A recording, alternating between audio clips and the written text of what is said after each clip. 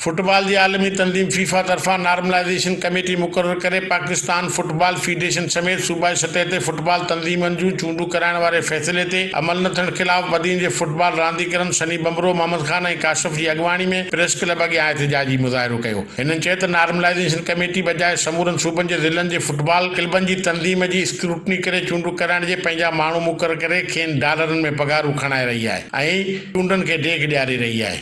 जी अॼु असां इहो एहतिजाज रिकॉर्ड कराइण आहियूं। असांजी अपील आहे फीफा खां त उहे जेका नॉर्मलाइजेशन कमेटी ठही वई आहे उन में जेके मेंबर रखिया विया आहिनि उन्हनि खे फुटबॉल जे बारे में ख़बर ई न आहे।